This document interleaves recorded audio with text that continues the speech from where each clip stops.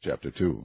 And Hannah prayed and said, My heart rejoiceth in the Lord, mine horn is exalted in the Lord, my mouth is enlarged over mine enemies, because I rejoice in thy salvation. There is none holy as the Lord, for there is none beside thee, neither is there any rock like our God. Talk no more so exceeding proudly. Let not arrogancy come out of your mouth. For the Lord is a God of knowledge, and by him actions are weighed. The bows of the mighty men are broken, and they that stumbled are girded with strength.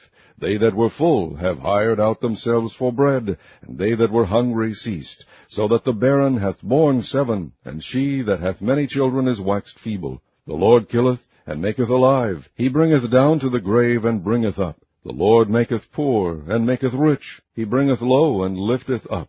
He raiseth up the poor out of the dust, and lifteth up the beggar from the dunghill, to set them among princes, and to make them inherit the throne of glory. For the pillars of the earth are the Lord's, and he hath set the world upon them. He will keep the feet of his saints, and the wicked shall be silent in darkness, for by strength shall no man prevail.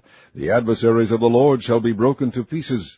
Out of heaven shall he thunder upon them. The Lord shall judge the ends of the earth, and he shall give strength unto his king, and exalt the horn of his anointed. And Elkanah went to Ramah to his house, and the child did minister unto the Lord before Eli the priest.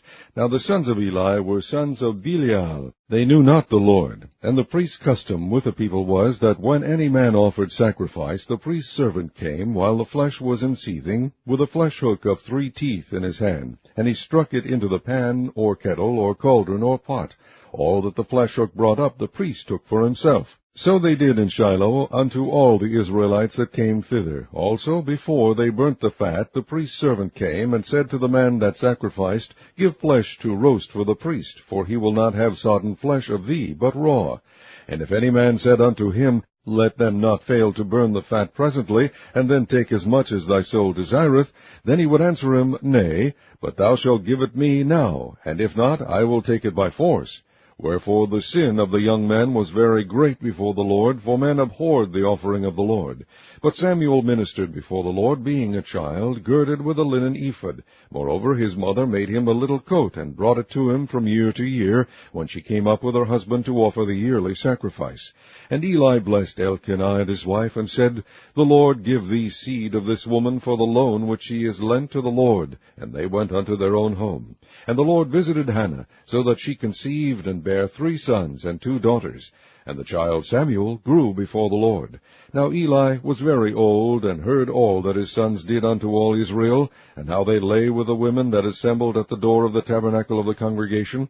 And he said unto them, Why do ye such things? For I hear of your evil dealings by all this people.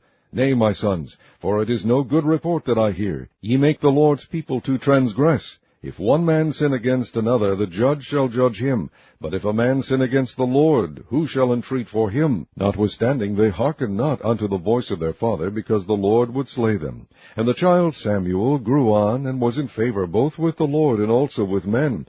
And there came a man of God unto Eli, and said unto him, Thus saith the Lord, Did I plainly appear unto the house of thy father, when they were in Egypt in Pharaoh's house? And did I choose him out of all the tribes of Israel to be my priest, to offer upon mine altar, to burn incense, to wear an ephod before me? And did I give unto the house of thy father all the offerings made by fire of the children of Israel?